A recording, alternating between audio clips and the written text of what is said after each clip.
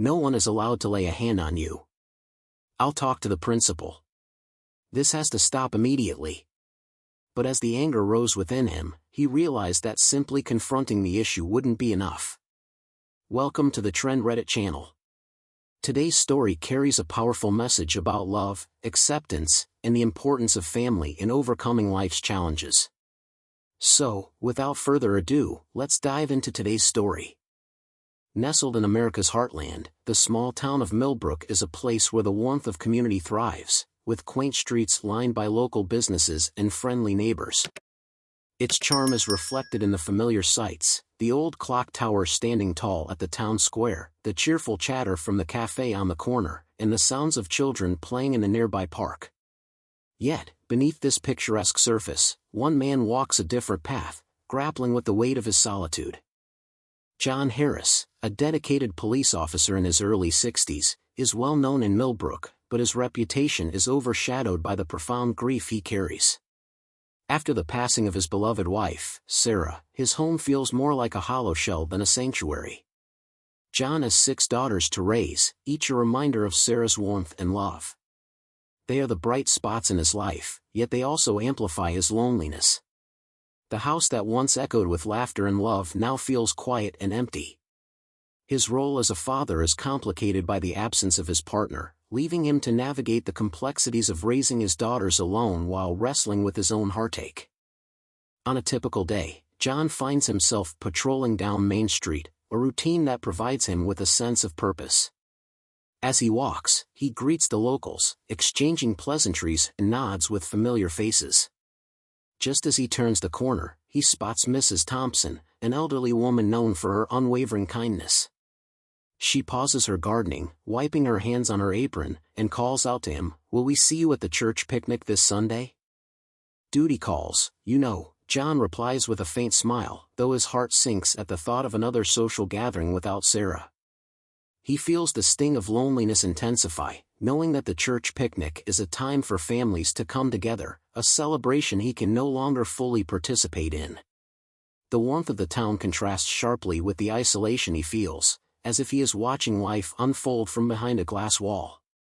In those brief exchanges, John's internal struggle becomes palpable. He fights against the guilt that weighs heavily on his heart, the guilt of moving forward without Sarah, and the loneliness that has crept into every corner of his life. As he continues his patrol, the laughter and joy of the community around him serve as a stark reminder of what he has lost, a family unit that feels irretrievably broken. Yet, amid this turmoil, there is a flicker of hope. The town of Millbrook, with its tight-knit community, is a place where connections run deep, and the bonds formed are often unbreakable. John finds solace in the knowledge that, despite his struggles, he has people who care about him and his daughters. As he walks the familiar streets, he clings to the hope that love, in its many forms, can heal even the deepest wounds. This duality of John's existence, the vibrant community life surrounding him and his profound sense of isolation, sets the stage for a journey that will test his resolve, challenge his beliefs, and ultimately redefine the meaning of family. Little does he know that a call for help is on the horizon, one that will not only shatter his solitude but also ignite a transformation within him that he never anticipated. As the sun begins to set over Millbrook, casting a golden hue over the town, John's thoughts drift to his daughters, each unique, each carrying a piece of Sarah within them. It is in their laughter, their smiles, and even in their challenges that he finds a flicker of joy amidst the sorrow. The days ahead will not be easy, but the bonds they share will be put to the test in ways that will redefine their lives forever.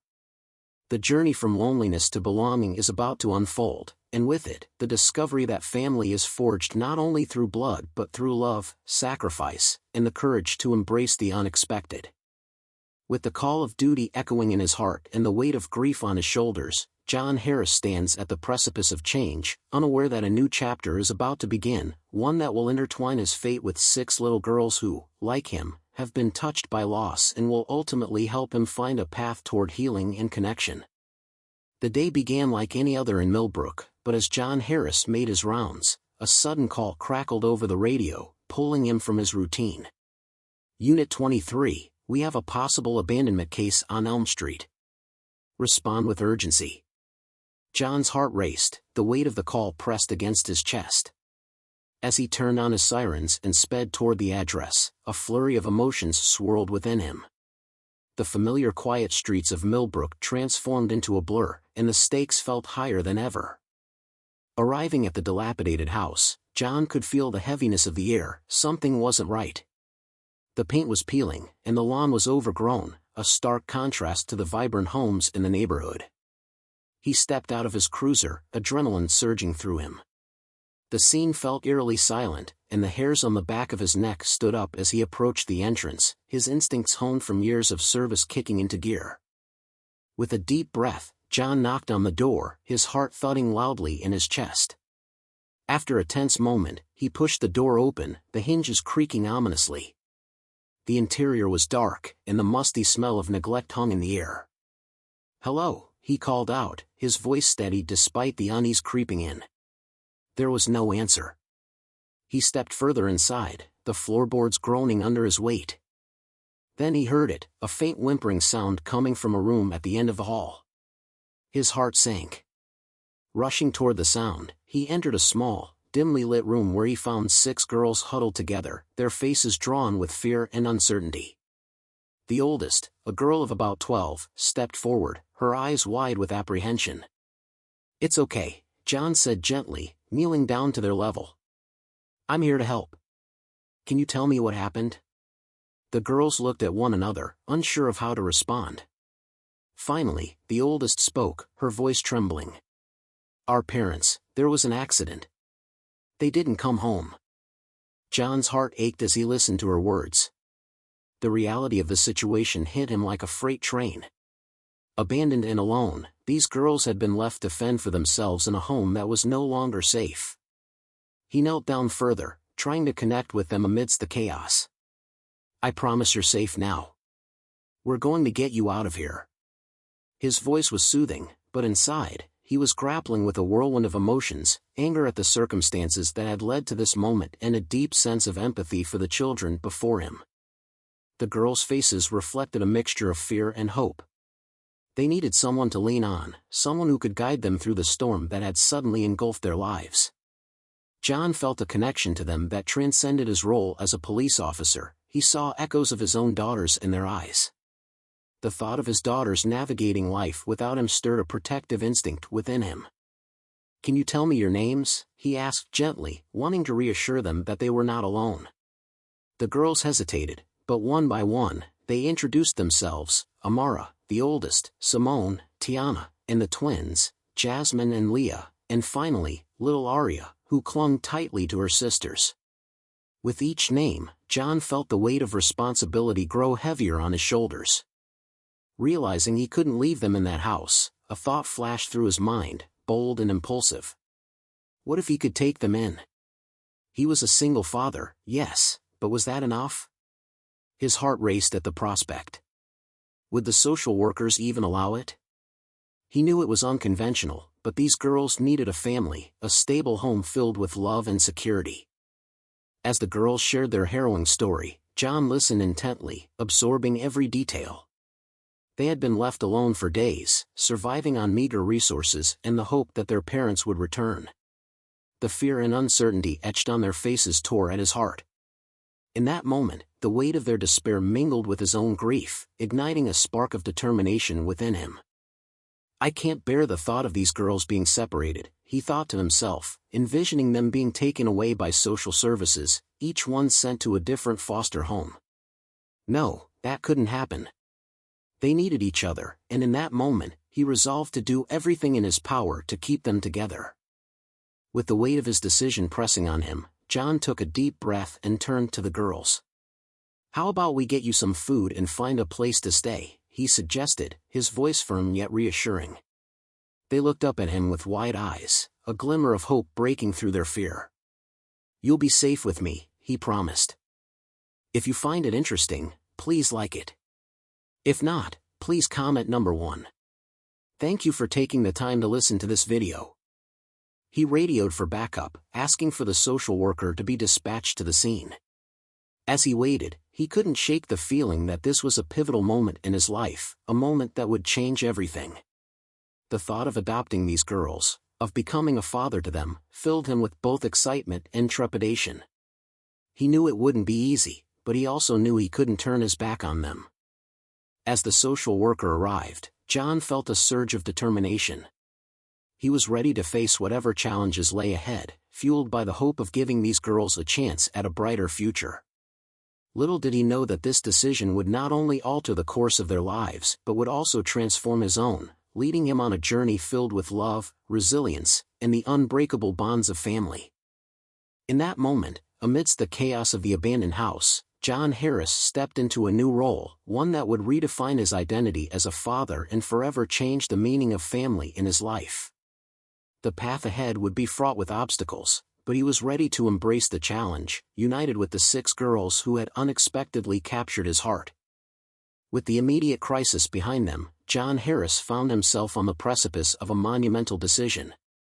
The girls, Amara, Simone, Tiana, Jasmine, Leah, and little Aria, had been placed in his care temporarily, but as he watched them huddle together, whispering and sharing fearful glances, he knew in his heart that this arrangement was not enough. The fear of being separated gnawed at him, and he was determined to provide them with a home, a family, and a sense of belonging that they so desperately needed. The very next day, John sat across from Linda, the social worker, in a small conference room at the local community center. The air was thick with tension as he shared his desire to adopt the girls. "I can't bear the thought of them being separated," he pleaded, his voice filled with conviction. "They need each other. I can provide a loving home." Linda's brow furrowed as she considered his words. "John, taking in 6 children is a massive responsibility, especially as a single white man adopting black children. You have to understand the complexities involved." Her tone was firm yet sympathetic, recognizing the good intentions behind his plea. "I know it won't be easy," John replied, his determination unwavering. "But I'm willing to learn. I've been a father for years. I know what it takes to raise kids. These girls deserve a chance, and I can give them that chance." Linda paused, assessing him. "You'll face challenges, cultural differences, emotional struggles, and the community's skepticism. Are you ready for that?" "I've faced challenges before. I lost my wife, and I raised my daughters alone. I want to do this. I need to do this," John insisted, his voice steady. After what felt like an eternity of deliberation, Linda relented, her expression softening. "Okay, let's proceed with the adoption process. But I'll be keeping a close eye on everything. You have a lot of work ahead of you." As the weeks unfolded, John dove into his new role with both enthusiasm and trepidation. The realities of raising 6 daughters soon became apparent, and the initial excitement quickly turned into a whirlwind of challenges. He struggled to navigate the daily routines, hair care, school drop-offs, and family meals became monumental tasks that required a learning curve he had not anticipated. The first time he attempted to braid Amara's hair was a comedy of errors.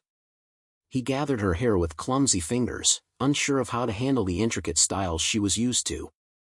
"Dad, you have to section it off first."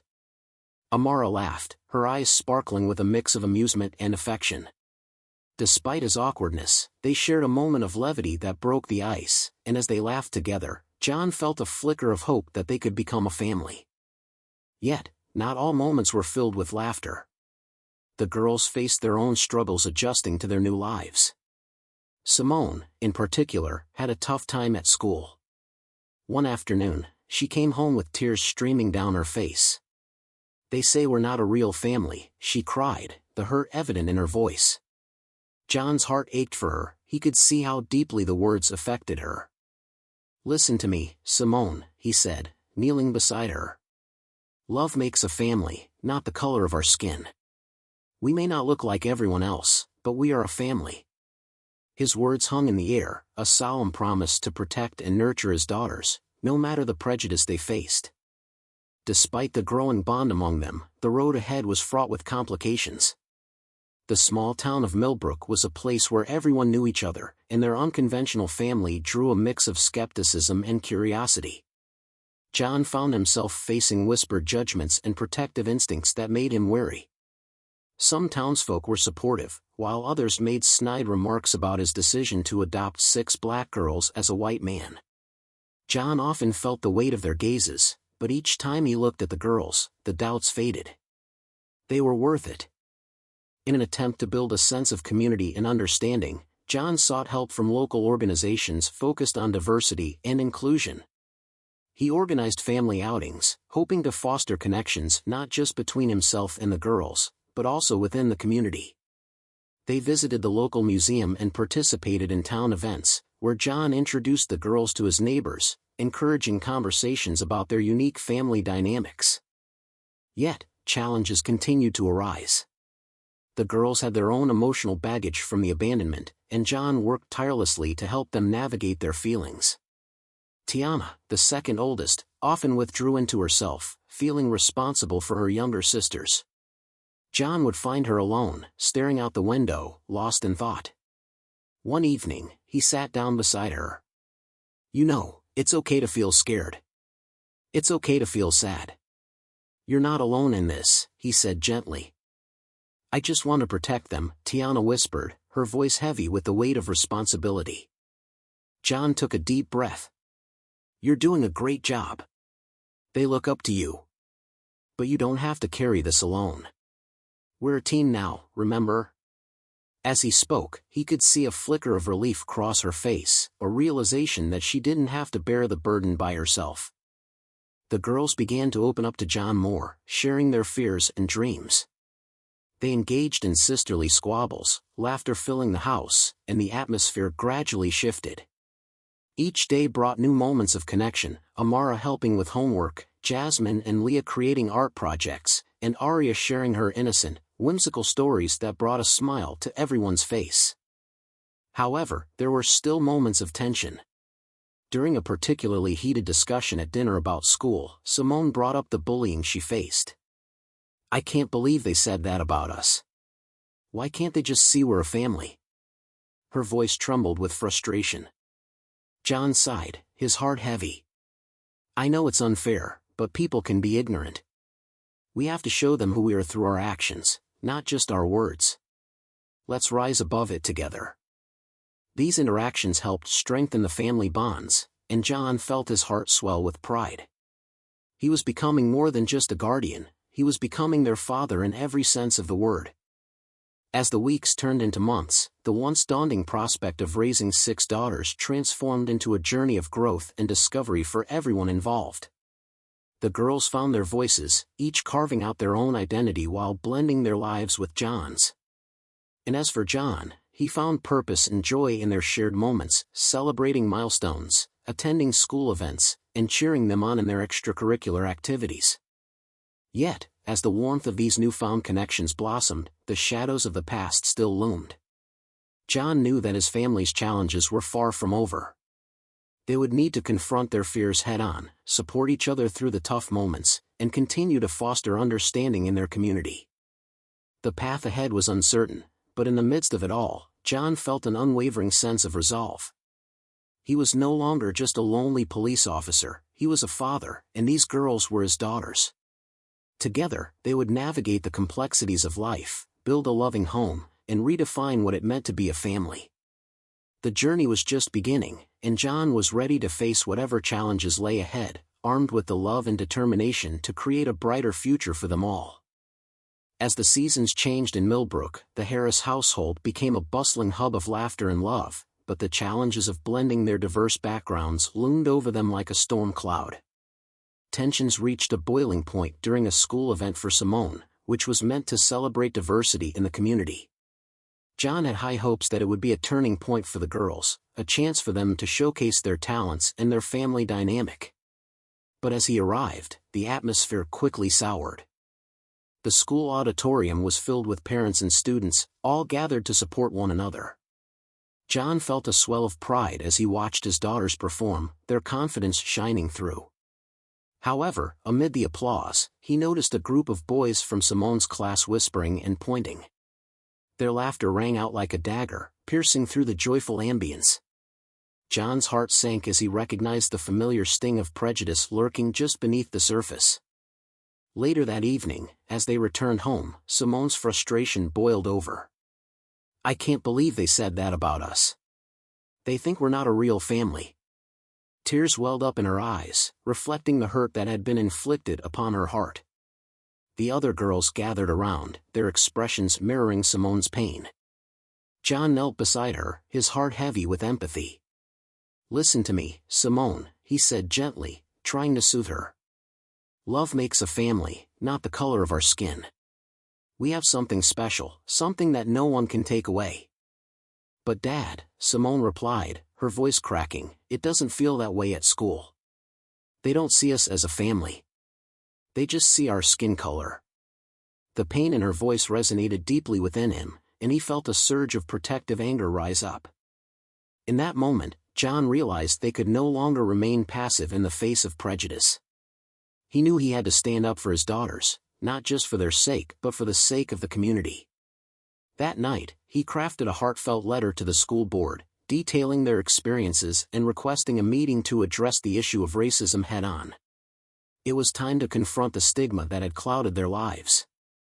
When the meeting day arrived, the tension in the air was palpable.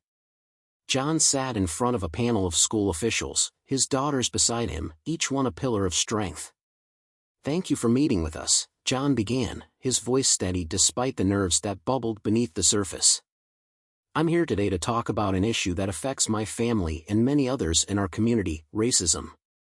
He spoke candidly about the incidents his daughters had faced, recounting the hurtful comments and the isolation they experienced at school. "We are a family," he emphasized, looking around the room. "We are not defined by our skin color but by the love and support we share. I ask you to help us create a safe and inclusive environment for all children, regardless of their backgrounds." As he spoke, he noticed a few board members shifting uncomfortably in their seats, their faces registering the weight of his words. His daughters listened intently, their faces a mixture of hope and anxiety. It was a pivotal moment, one that could change everything for them. But the meeting didn't go as smoothly as John had hoped. One board member, a man named Mr. Hargrove, interjected with skepticism. "With all due respect, Mr. Harris, it's not just about what you feel. It's about what the community believes.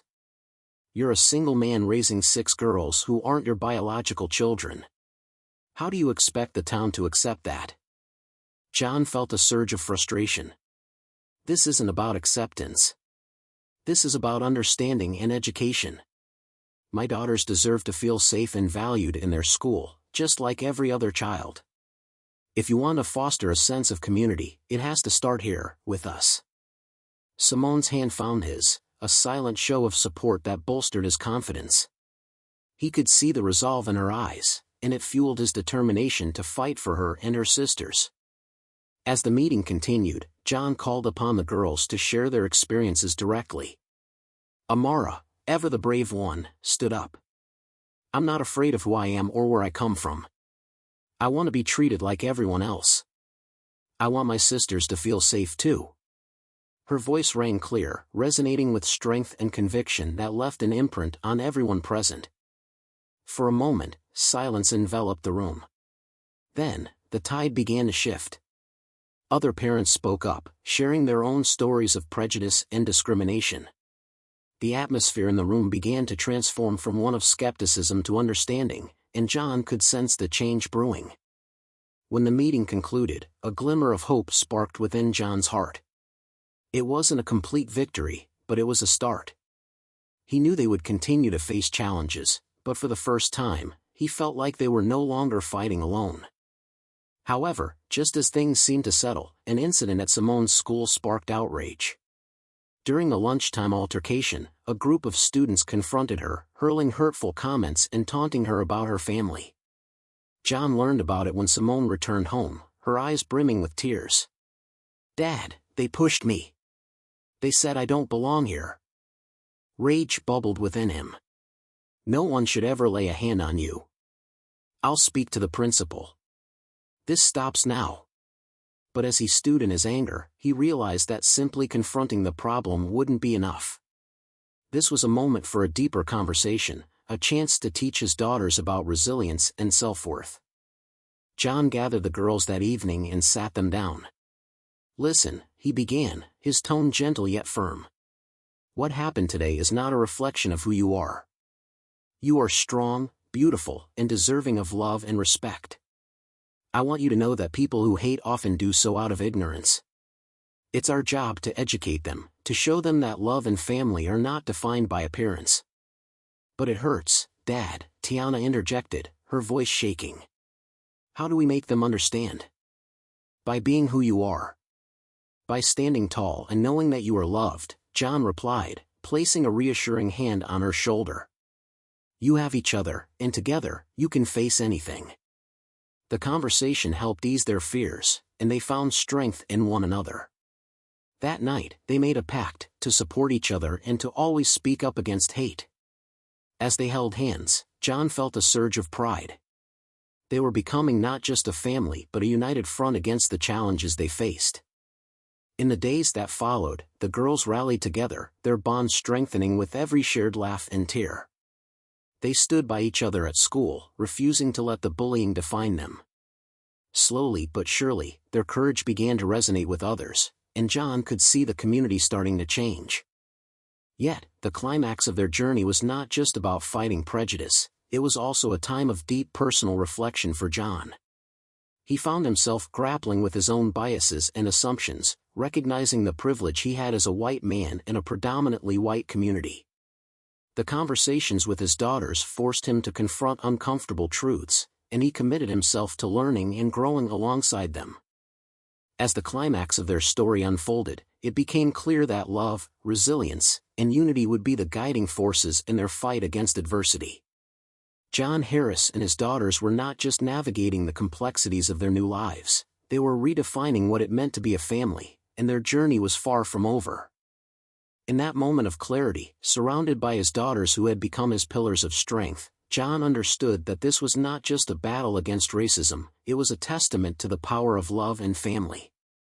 They would face every challenge together, united in their purpose, ready to transform their community and themselves in the process. In the wake of the heated confrontation at Simone's school, the Harris family found themselves in a pivotal moment of reflection and solidarity. The emotional aftermath of that incident reverberated through their home, prompting deep conversations that strengthened their familial bonds. John, filled with a renewed sense of purpose, realized that he needed to provide not just a safe environment but also a platform for his daughters to express their feelings and experiences. Determined to support his girls through the emotional turmoil they faced, John initiated a family meeting that evening.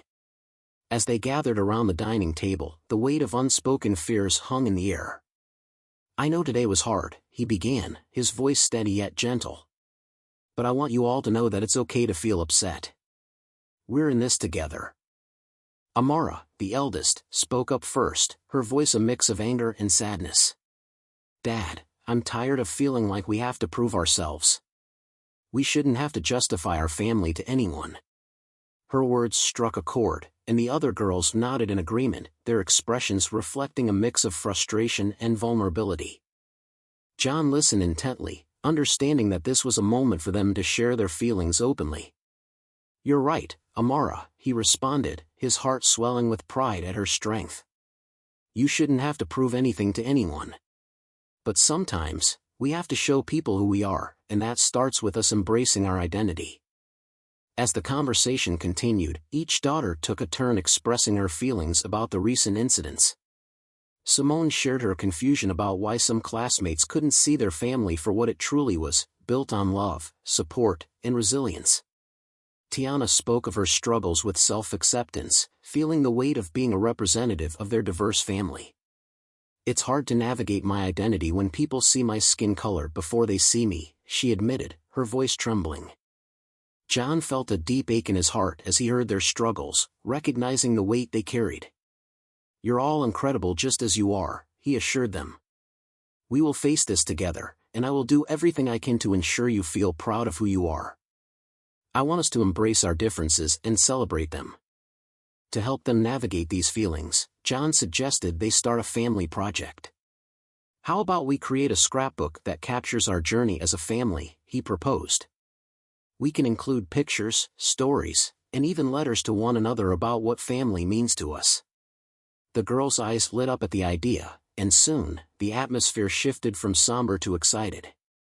Over the following weeks, the Harris family delved into their scrapbook project, each member contributing in their unique way. They gathered photographs from family outings, moments of laughter, and even snapshots of difficult times. As they worked together, the project became a therapeutic outlet for their emotions. They shared stories about their experiences, hopes, and dreams, creating a tangible representation of their journey. Simone took charge of documenting their school experiences, while Tiana focused on capturing the unique cultural aspects of their family life. Amara contributed by writing heartfelt letters that expressed her gratitude for her sisters and the strength they found in one another. John was amazed at how this creative endeavor fostered deeper conversations, allowing the girls to open up about their feelings in ways he hadn't anticipated. However, amid the creative process, a daunting challenge surfaced. During a routine checkup, John received alarming news from his doctor. He had been diagnosed with stage 3 lung cancer. The news hit him like a tidal wave, washing over him with a mix of fear, uncertainty, and an overwhelming sense of urgency to protect his daughters. He knew he had to be strong for them, but the reality of his condition weighed heavily on his heart. That evening, John gathered the girls again, knowing he had to share the difficult news. The scrapbook lay open on the table, a testament to their journey, but tonight, he would have to confront a much harsher reality. "Girls, there's something important I need to talk to you about," he began, his voice trembling slightly. The atmosphere shifted as they sensed the gravity of the moment. "I went to the doctor today, and they found something serious," he continued, searching for the right words. "I have cancer." The words hung in the air, and silence enveloped the room as the gravity of the news settled in. The shock in their eyes was palpable. "Dad, what does that mean?" Amara whispered, her voice quivering with concern. "It means I have to go through treatment, and it will be tough," John explained, trying to maintain his composure. "But I want you to know that we're going to face this together, just like we have with everything else." As the tears began to flow, John reached for his daughters, pulling them into a tight embrace. "I love you all so much," he whispered, feeling the warmth of their presence. "This doesn't change anything about how we're a family. We will support each other through this, just like we always have." In the following days, the reality of John's illness became a shared burden, and the girls rallied together in support. Each daughter found her own way to contribute, showcasing the resilience they had built as a family. They took turns accompanying John to doctor's appointments, helping him navigate the challenges of treatment, and ensuring that the atmosphere at home remained as positive as possible. Simone, channeling her frustration and fear into action, organized a family dinner every Sunday, where they would come together to cook, share stories, and provide emotional support. "We're a team," she reminded them, her voice resolute. "We'll get through this." Tiana focused on helping John with his medication schedule, creating a colorful chart that not only reminded him of his treatment times but also included motivational quotes and doodles that brought a smile to his face. As John underwent treatment, the family continued to bond over their shared experiences. They faced each day with a mixture of hope and uncertainty, but the love they had cultivated remained their anchor. Through it all, John was amazed at the strength his daughters exhibited. They had taken the lessons of resilience and support to heart, proving to him that their family was indeed unbreakable. The journey through treatment was filled with both challenges and triumphs. John faced the physical toll of chemotherapy, but with each session, he felt the support of his daughters buoying him up. They transformed his living room into a cozy recovery space, complete with pillows, blankets, and favorite movies. Laughter filled the room as they watched comedies, sharing snacks and stories, reminding John of the beauty that still existed in their lives. In moments of vulnerability, John engaged in deep conversations with his daughters about identity, strength, and the importance of embracing who they were as a family. He encouraged them to speak openly about their feelings regarding his illness, fostering an environment where they could express both fear and hope without judgment. "Dad," Tiana said one evening, her eyes shimmering with unshed tears, "you've always taught us to be strong, but it's hard for us too. We're scared of losing you." John's heart ached at her words, and he took a moment to gather his thoughts. "I'm scared too, sweetheart. But we have each other. That's what matters most," he said, his voice steady despite the emotion swirling within him. "And I promise I'm going to fight this. I want to be here for you. I want to watch you grow and thrive." As the months passed, the Harris family adapted to their new normal. John continued to fight his illness with the same determination he had shown when adopting his daughters. Each step of the way, they were united, forming a tight-knit support system that fortified them against the uncertainties of life. The experience deepened their understanding of resilience, family, and the importance of love in the face of adversity. And while John's health remained a pressing concern, the love they shared became a beacon of hope that illuminated their path forward. In this phase of their journey, the Harris family discovered the true meaning of strength, an unyielding bond that transcended fear and fostered a profound sense of togetherness. They understood that despite the trials they faced, love would always be their greatest source of power, allowing them to weather any storm that came their way. As they navigated the complexities of life, John found comfort in knowing that together, they were capable of facing anything, transforming their challenges into opportunities for growth and connection. As spring breathed new life into Millbrook, the Harris family stood on the cusp of a profound transformation. John had fought valiantly against his cancer, enduring treatments that had tested his physical and emotional limits. Now, with a glimmer of hope shining through the clouds of uncertainty, he found himself emerging from the darkness, ready to embrace the future alongside his daughters. The resilience they had cultivated together had woven a tapestry of strength that bound them closer than ever.